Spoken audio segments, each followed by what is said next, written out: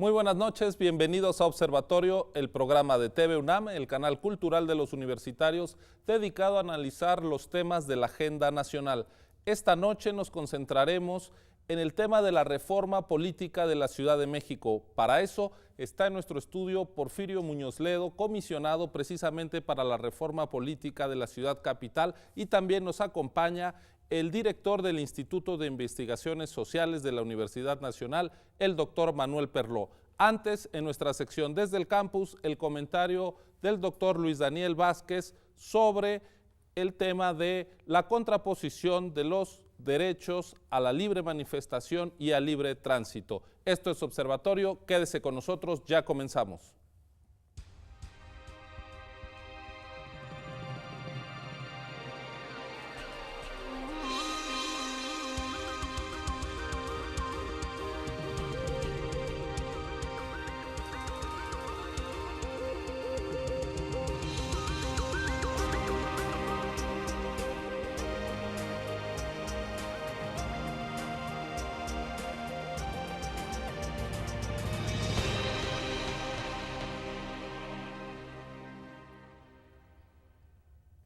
Pues ya estamos en nuestra sección Periodismo desde el Campus, nos acompaña el doctor Luis Daniel Vázquez. Luis Daniel, bienvenido a tu espacio. Vamos a presentar una cápsula sobre el tema acerca del cual desarrollarás tu análisis y enseguida volvemos a tu comentario. Bien, muchas gracias.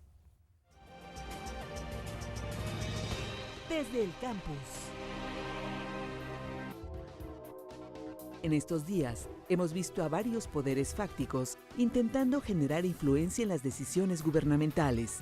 Como consecuencia de la presentación de la reforma fiscal, el desacuerdo de varios grupos empresariales no se hizo esperar.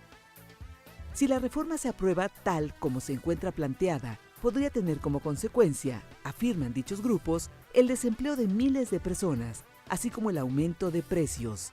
Incluso desde hace algunos meses se ha observado una fuerte salida de capitales y varias promesas de inversión condicionadas a la aprobación de la apertura al capital privado en Pemex. Todo esto en medio de un contexto de recesión económica.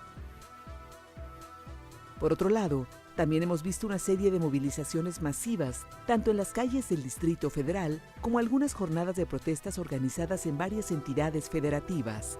La obstrucción de calles, los enfrentamientos con policías y la destrucción a la propiedad se pudieron observar especialmente en las movilizaciones del 1 de diciembre del 2012 y del 10 de junio y 1 de septiembre del 2013. En ambos casos se trata de poderes fácticos haciendo uso de recursos políticos para influir en decisiones gubernamentales. ¿Cuánto éxito tienen estos grupos en su intento por ejercer influencia? ¿Qué capacidad tienen los gobiernos de tomar decisiones autónomas? ¿Cuál es la relación de estos grupos con la democracia en México? Estas son algunas de las preguntas sobre las que charlaremos en Periodismo desde el Campus.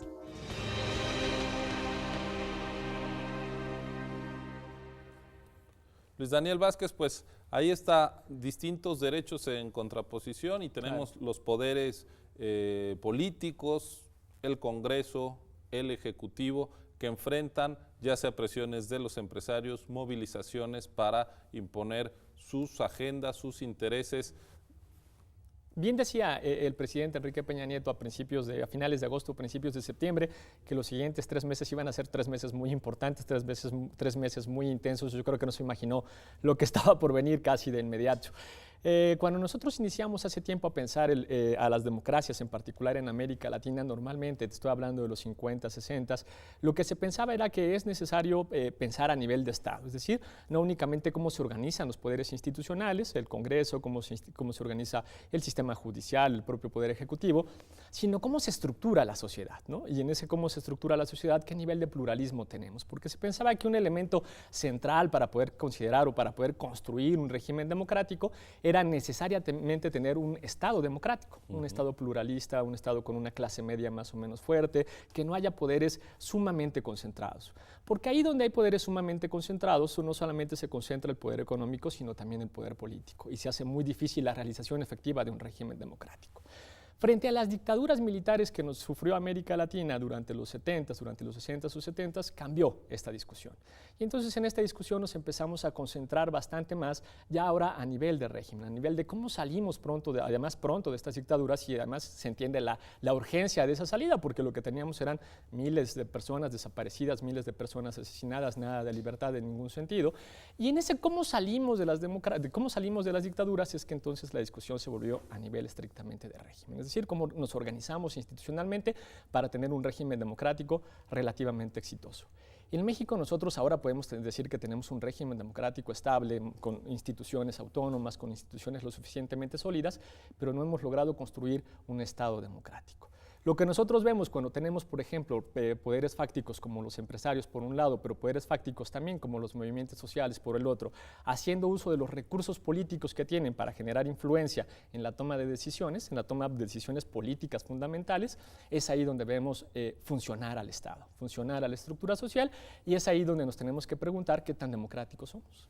Ahora, el hecho de que existan poderes fácticos se da incluso en las democracias consolidadas. Por supuesto. El caso de Estados Unidos es muy evidente, y cómo el sector financiero ha impuesto su agenda, sus intereses en decisiones como la desregulación.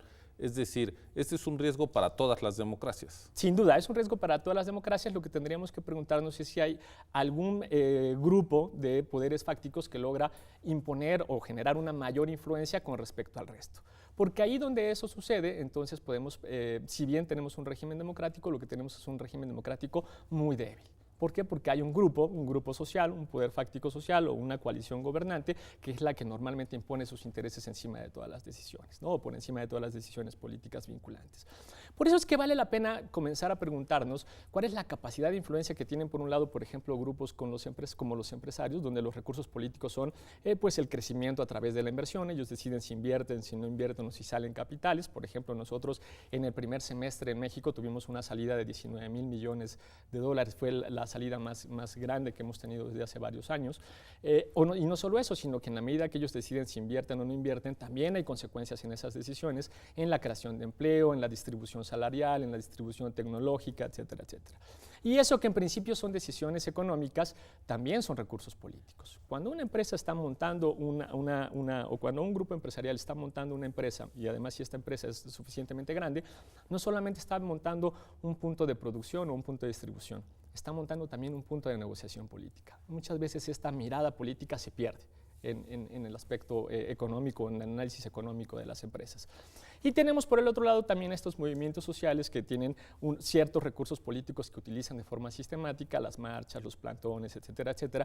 Ahora además nosotros hemos visto este tipo de manifestaciones, sobre todo más radicalizadas. Yo creo que esto además es relativamente nuevo, pero lo podemos empezar a ver desde la APO en Atenco, ¿no? Donde prácticamente mantuvieron sitiado Atenco Atenco y en la APO, estaba pensando, la APO en Oaxaca, donde tuvieron prácticamente sitiado Oaxaca durante varios meses. Y pese a esta radicalización de sus repertorios, de las marchas, de los mítines, en este caso también de las tomas, de las ocupaciones, etcétera, etcétera, no están logrando generar ni mesas de diálogo más o menos efectivas, ni tampoco influencia política. Entonces tenemos a estos dos grupos con distintos recursos políticos, pero también con distinta capacidad efectiva de generar influencia en la toma de decisiones políticas vinculantes. Efectivamente, esto le pasa a todas las democracias. La diferencia es que no en todos los países están igualmente estructurados, no tienen todos los países la misma estructura social. Y en el caso de México coincide, digamos, esta irrupción de presiones de los poderes fácticos desde distintos flancos con una aparente debilidad o pérdida de credibilidad de los poderes políticos. Si uno ve el aprecio que hay por el Congreso, por los partidos, en fin, es relativamente bajo en nuestro país. Sin duda. Yo creo que podemos cerrar con una buena noticia. La buena noticia es que si uno pregunta en general, en América Latina en general, en México en particular, si nosotros somos democráticos, si nos gusta la democracia como una forma de organización política, la gente te dice que sí. que en principio prácticamente todos están de acuerdo con que la democracia es la forma en la que nos tenemos que organizar políticamente. Y sin embargo, y esto es lo muy interesante, cuando empiezan a preguntar por las instituciones que forman parte de esa democracia, es decir, los partidos políticos, los congresos, la Cámara de Diputados, la Cámara de Senadores, efectivamente todas esas salen muy bajo, en el nivel de confianza, en el nivel de si están de acuerdo o no con lo que se ha hecho, con los avances que se tienen, incluso muchas veces muy por debajo de instituciones bien tradicionales como la Iglesia o como el propio Ejército. Entonces tenemos por un lado una sociedad que se presenta a sí misma como profundamente democrática, es decir, como que acepta la democracia como una forma de organización, pero por el otro lado las instituciones básicas de la democracia están justamente muy bajas de confianza. Entonces es en ese medio, el medio de esa disputa, en la cual los gobiernos tienen que comenzar a generar procesos de negociación muchas veces muy debilitados. Tal vez en el caso de México lo más interesante para pensar lo que ha pasado en los últimos 2 o 3 meses es que había una coalición que parecía clara, la coalición de Enrique Peña Nieto con algún sector empresarial, algún sector social también, y esta coalición, creo yo, empezó un poco a desgajarse, a desmoronarse con la salida de la reforma fiscal, porque nadie se esperaba el contenido de la reforma fiscal que venía. Entonces, estos grupos empresariales que sistemáticamente venían apoyando las otras reformas provenientes tanto del Pacto por México como de las propias iniciativas presidenciales, ahora encontraron una fuerte pared, ¿no? La pared empresarial que no se había visto venir. Uno de los elementos más interesantes, por ejemplo, fue que rápidamente la industria refresquera salió a decir, si pasan como tienen pensado el impuesto, el IEPS, el impuesto especial para los refrescos, lo que seguramente va a suceder es que nosotros vamos a tener que desemplear entre 40 y 80 mil personas. ¿Qué quiere decir esto? Son recursos políticos. En la medida que nosotros tenemos esa capacidad de inversión, nosotros también decidimos a cuánta gente empleamos y cuánta gente puede quedarse sin trabajo.